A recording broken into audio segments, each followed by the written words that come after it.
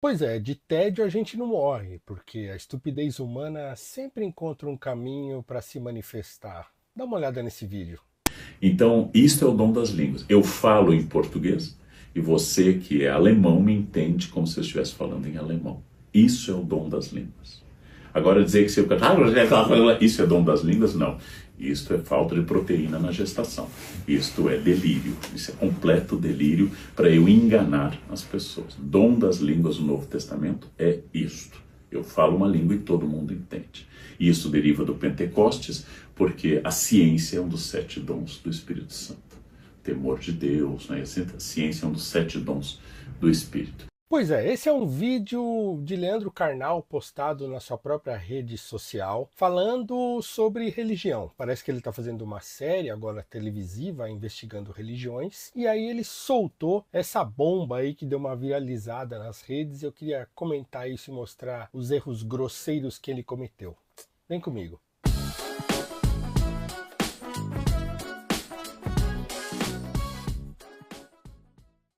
Seja bem-vindo ao meu canal no YouTube, eu sou o professor Paulo Cruz e eu quero pedir a você encarecidamente que, se você não é inscrito nesse canal, que você se inscreva, que você clique no sininho para receber as notificações, já deixa aí o seu like, porque o like ajuda esse vídeo a se espalhar pela internet, comenta também, compartilha esse vídeo com quem você conhece, nos ajude a chegar aos 100 mil inscritos, porque eu conto muito com a sua ajuda. Antes de começar, eu quero dizer a você que se você está precisando fazer uma graninha extra, sempre é bom, né? Então, o final do ano tá chegando, às vezes o 13º já está comprometido para pagar as dívidas e tal. Então, ó, aqui no link que está na descrição do vídeo e no primeiro comentário, você vai ser lançado ali para um número de WhatsApp e você vai receber dicas valiosíssimas de como fazer uma grana extra pela internet, tá? Trabalhando com o seu celular e com a sua internet. Não é aposta, não é pirâmide, joguinho, nada disso. É trabalhando. Você pode criar uma loja online, revender produto. Tem um monte de coisas legais, técnicas de marketing que você pode aprender e pode te ajudar a fazer uma graninha extra ou ganhar uma grana boa fazendo isso, trabalhando com a internet. Então clica aqui e saiba mais. Certa vez eu vi um vídeo de Leandro Carnal, acho que está no seu canal no YouTube, ele falando por que ele tinha abandonado a fé. O Carnal parece que no comecinho ali da sua vida ele tinha intenção de ser padre, então ele entrou no seminário, coisa e tal, depois ele saiu. E aí ele conta uma história muito comovente de como ele deixou de acreditar. Eu achei um vídeo muito respeitoso, gostei do vídeo, inclusive falei,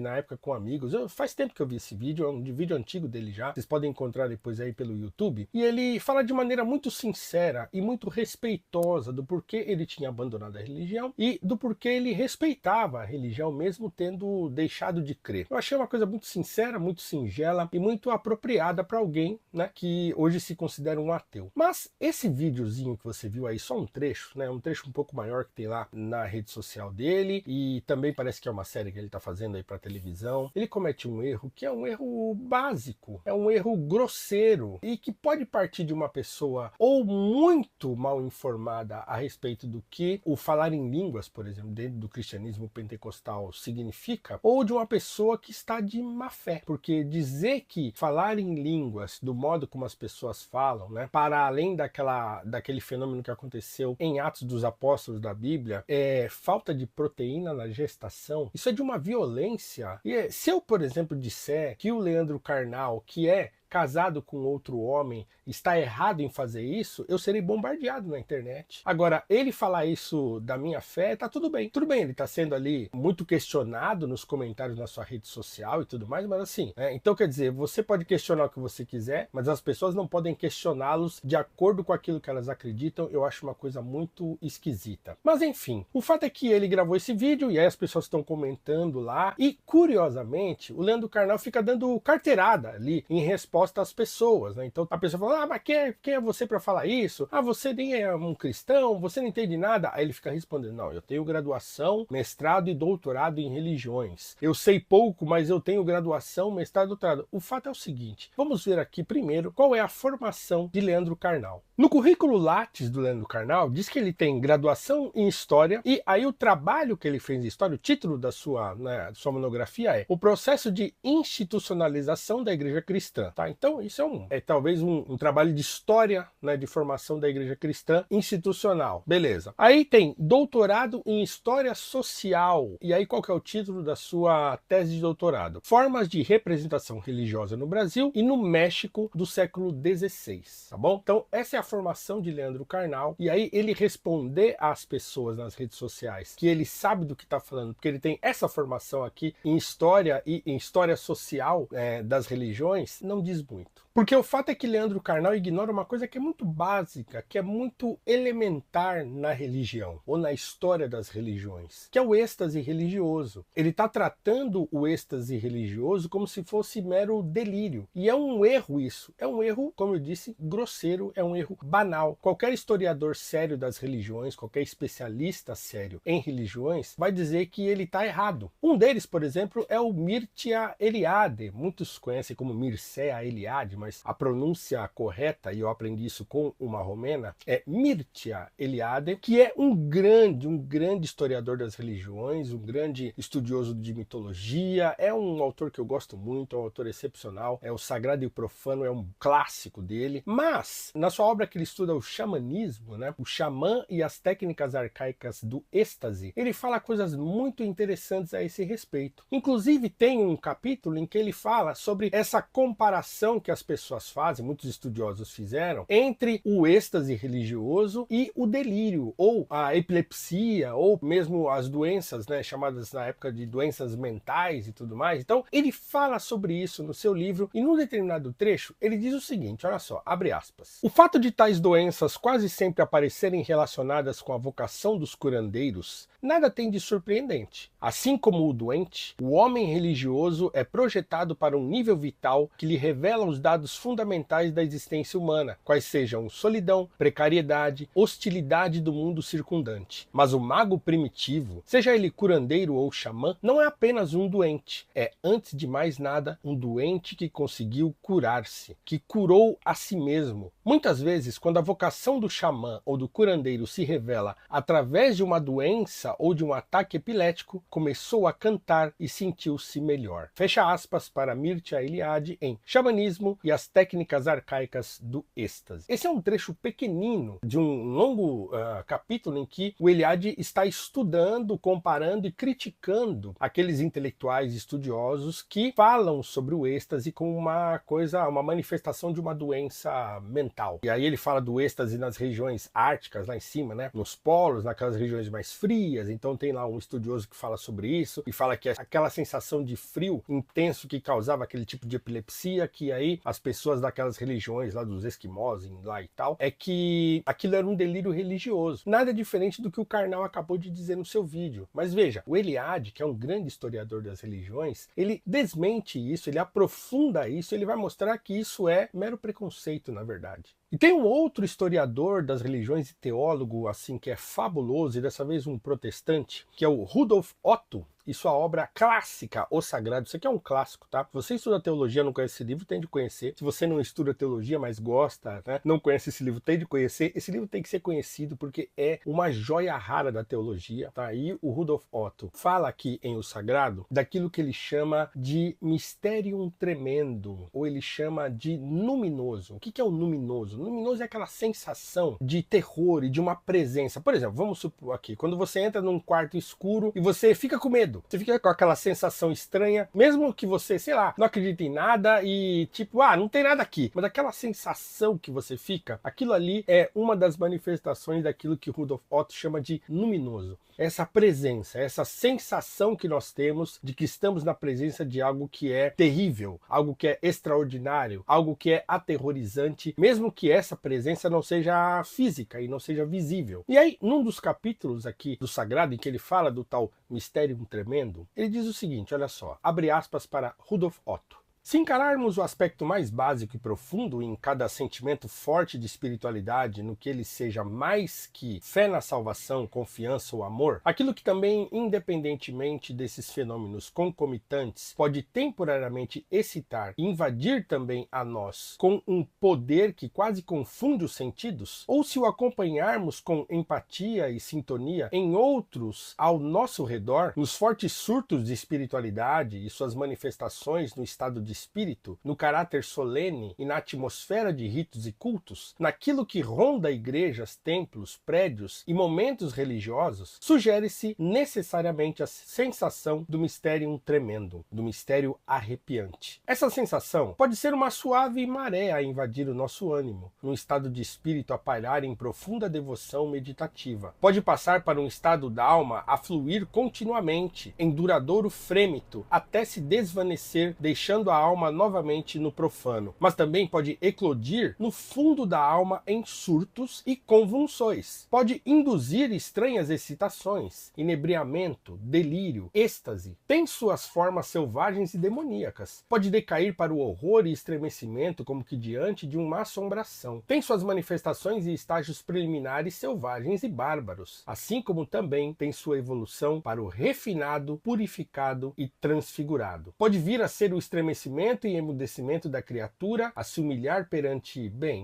o quê? Perante o que está contido no inefável mistério acima de toda criatura. Fecha aspas. Isso é fabuloso, né? Isso é fabuloso. Agora, Leandro Carnal não conhece isso? O grande historiador das religiões não conhece Rudolf Otto? Não conhece Mircea Eliade? Não conhece a Bíblia? Porque é o seguinte, quando ele fala ali que a única manifestação do Espírito Santo é aquela manifestação de Atos 2, e aí ele está falando de Atos 2, eu não vou ler o texto aqui, vocês podem ler depois, né? Então, em Atos 2, tem a descida do Espírito Santo ali, né, que Jesus prometeu aos seus discípulos, e nessa descida, que vem como um vento, que balança lá as janelas e as portas e não sei o quê, e causa um frêmito em todo mundo, os discípulos de Jesus, normalmente os apóstolos, começam a falar na sua língua, né, no aramaico, e as pessoas começam a ouvir na própria língua. Por quê? Porque tinham pessoas de várias partes ali do mundo conhecido que eram convertidas ao judaísmo e que iam lá para Jerusalém na época da festa de Pentecostes, né? Então essa festa acontece, né? E é o fenômeno que acontece ali no Pentecostes, é porque é uma festa ali, é a festa da colheita. Então as pessoas começam a ouvir na sua própria língua, né? Então eles falam em aramaico, a pessoa ouve na sua língua. Isso é uma coisa. Essa é a manifestação do Espírito Santo no Pentecostes, é uma coisa. A outra coisa é a glossolalia, que é o tal do falar em línguas estranhas, isso que você encontra aí às vezes em igrejas pentecostais, e que o apóstolo Paulo trata lá quando ele está mandando a sua primeira carta à igreja de Corinto, né, aos coríntios. Ele fala disso lá. E não é a mesma coisa que falar daquilo que aconteceu em Atos 2. Mas esse texto eu quero ler para você. Olha só o que diz a Bíblia. Procurai a caridade, entretanto aspirai aos dons do Espírito, principalmente à profecia. Pois aquele que fala em línguas não fala aos homens, mas a Deus. Ninguém o entende, pois ele em espírito enuncia coisas misteriosas. Mas aquele que profetiza fala aos homens, edifica, exorta, consola. Aquele que fala em línguas edifica a si mesmo, ao passo que aquele que profetiza edifica a assembleia. Desejo que todos faleis em línguas, mas prefiro que profetizeis. Aquele que profetiza é maior do que aquele que fala em línguas, a menos que este as interprete para que a assembleia seja edificada. Suponde agora, irmãos, que vá ter convosco falando em línguas? Como vos serei útil, se a minha palavra não vos levar nem revelação, nem ciência, nem profecia, nem ensinamento?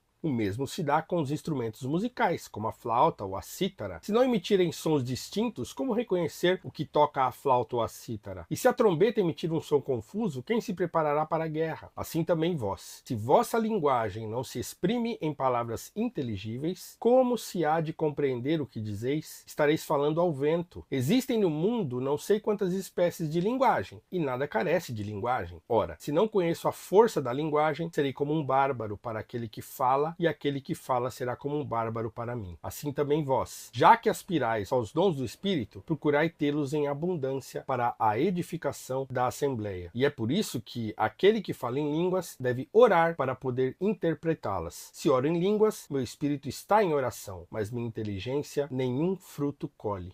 Que fazer, pois? Orarei com meu espírito, mas hei de orar também com minha inteligência. Cantarei com o espírito, mas cantarei também com a minha inteligência. Primeira carta de Paulo aos Coríntios, capítulo 14, versículos de 1 a 15, tá? E eu usei aqui a grandiosa Bíblia de Jerusalém. Muito bem, para a gente terminar e mostrar por que o Leandro Carnal está errado, bom, eu acho que já ficou provado aqui que ele está muito errado, não está pouco não, eu quero trazer aqui um trechinho de um estudo sobre o falar em línguas que é, para mim, o melhor estudo de todos. É um ensaio de ninguém menos que C.S. Lewis, e tá nesse livro aqui, O Peso de Glória, tá? Eu estou usando a edição da Editora Vida, tá? A Thomas Nelson publicou uma edição dessa obra, mas eu não gosto da tradução da Thomas Nelson, então eu vou usar aqui a famosa tradução da Editora Vida, uma primeira tradução. Não é a primeira, não, é a segunda. Tinha uma tradução anterior, se não me engano, na Mundo Cristão, que é uma edição bem fininha, capa verde, que tem metade, acho que, dos ensaios que tem nesse aqui, que é o Peso de Glória completo. A primeira edição completa publicada foi essa pela Editora Vida. E aí, nesse livro aqui, tem um capítulo, que é um ensaio do Lewis, chamado Transposição, em que ele faz o seu estudo sobre o falar em línguas. E Lewis é gênio, né? Lewis foi um gênio. Ele não era um teólogo de formação, era um teólogo leigo. Isso torna as coisas muito mais interessantes, porque ele faz uma análise sobre o falar em línguas que é algo, no mínimo, surpreendente. Ele vai dizer que o falar em línguas nada mais é do que a manifestação de uma emoção, e ele fala que as emoções são mais variadas do que as sensações, e ele vai falar que as sensações são limitadas. A maneira de expressar emoções é mais limitada do que a quantidade de emoções que a gente tem. Por exemplo, a gente chora de alegria e chora de tristeza. A gente ri, às vezes, de alegria, mas às vezes ri de nervoso também. Então são duas manifestações contrárias, você chorar de tristeza e chorar de alegria, mas a manifestação, a sensação produzida por essa emoção é uma só, porque o corpo é limitado. Então ele vai dizer que aquilo que parece um delírio, aquilo que parece falta de proteína na gestação, nada mais é que uma manifestação legítima de uma emoção por um meio que é mais limitado do que essa própria emoção. Então, se uma pessoa que está em delírio, que está em epilepsia, por exemplo, como é o caso que o Eliade evoca, né, tá tendo um surto, tem uma sensação, manifesta-se de maneira parecida do que alguém que está tendo um êxtase religioso, é só porque o corpo é mais limitado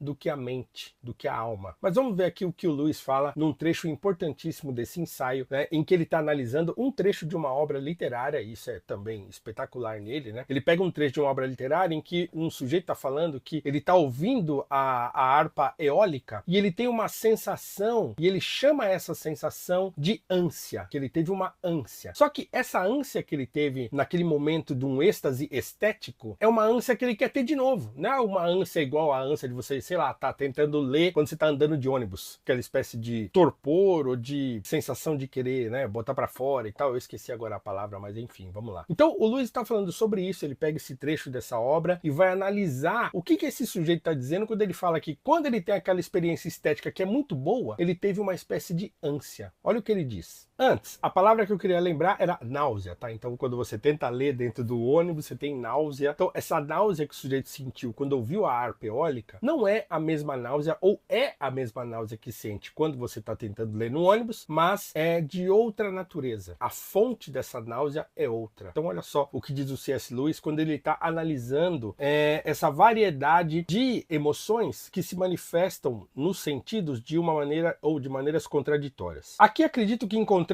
o que estávamos procurando. Considero que nossa vida emocional é mais elevada que a vida de nossas sensações. É claro que não moralmente mais elevada, mas mais rica, mais variada, mais sutil. E esse é um nível mais elevado que praticamente todos nós conhecemos. Creio que se alguém observar com cuidado a relação entre suas emoções e suas sensações, vai descobrir os seguintes fatos. 1. Os nervos respondem sim às emoções, e no sentido de maneira mais apropriada e menos prazerosa. 2. Seus recursos são muito mais limitados e suas possíveis variações de sentido muito menores que a da emoção. E 3. Os sentidos compensam isso usando a mesma sensação para exprimir mais que uma emoção, até como já vimos, para expressar emoções opostas. Fecha aspas. Eu não vou ler mais, você que compre o Peso de Glória se você não tem, você que leia esse ensaio se não leu, ou releia esse ensaio se leu e não entendeu muito bem. É exatamente isso que ele está falando aqui. As nossas emoções, elas são mais variadas do que as nossas sensações. Então, o falar em língua se parece com o delírio, ou se parece com falta de proteína na gestação. Por quê? Porque as nossas nossas emoções, a nossa mente, aquilo que a nossa mente pode atingir num êxtase religioso, né? E quem vai estudar, por exemplo, o Rudolf Otto, como eu falei aqui, no O Sagrado, ou mesmo os estudos de Mircea Eliade sobre religiões, ou até os estudos do Jung sobre êxtase, sobre religião, o Jung também fala sobre isso, né? Quem estudar seriamente as manifestações de êxtase religioso vai entender que essas manifestações são riquíssimas, que é uma espécie de aprofundamento espiritual, ou mesmo de elevação espiritual, em que a alma se desprende mesmo do corpo e para ter emoções que a gente não consegue traduzir em palavras. Então, o falar em línguas que o apóstolo Paulo está falando aos Coríntios é esse tipo de êxtase, que há em praticamente todas as religiões, pelo menos as religiões mais tradicionais e antigas. Muitas pessoas vão falar, por exemplo, que aquelas manifestações que acontecem de incorporação no candomblé, na umbanda, é um êxtase religioso, não é falta de proteína na gestação. Então, Leandro Carnal, ele está muito errado. Ele manifesta ou burrice ou desonestidade intelectual. E aí ele tem que escolher de que lado ele está. Então, se ele é uma pessoa que respeita as religiões, ele tem de respeitar as religiões de todos, inclusive os pentecostais, os neopentecostais. Porque falar em línguas é próprio da religião pentecostal. É uma característica muito apropriada do pentecostalismo, que não pode ser tirado dele. A gente tem que respeitar. Eu já tive manifestações espirituais desse tipo. Não as tenho mais há muito tempo, porque também eu sou hoje um frequentador menos empolgado de culto. A igreja que eu vou também não é propensa a esse tipo de manifestação. Então, claro, depende muito do contexto. Mas eu, claro, continuo sendo um cristão. Eu continuo acreditando nessas manifestações. Então, nesse sentido, eu me considero um pentecostal, no sentido de que eu acredito na atualidade dos dons e dessas manifestações espirituais todas, né? Apesar de eu saber que tem muito charlatanismo, tem muita enganação, né? Mas você não pode, como diz o ditado, jogar a criança com a água do banho, né? Então, uma coisa é o êxtase genuíno, a manifestação genuína, que é genuína nos pentecostais, naquelas pessoas simples, pobres, que vão à igreja e encontram no êxtase uma maneira de se encontrar com Deus de uma forma não verbal, de se aproximarem de Deus de uma maneira que ela não pode traduzir em palavras, e aquilo consola ela, e aquilo conforta ela, e aquilo dá a ela uma proximidade com Deus que uma pessoa que é, como Leandro Carnal, um ateu, não tem. Isso deve ser respeitado, assim como a gente deve respeitar os ateus. Tudo bem, nunca acreditar, não acredita, mas aquilo que é uma manifestação genuína da cristandade deve ser sim respeitado. Então nisso o Carnal foi, como eu falei, o burro ou desonesto. Deixa aqui seu comentário se você concorda, se você discorda, se você gostou ou não gostou, e a gente se encontra no próximo vídeo. Um abraço e até mais.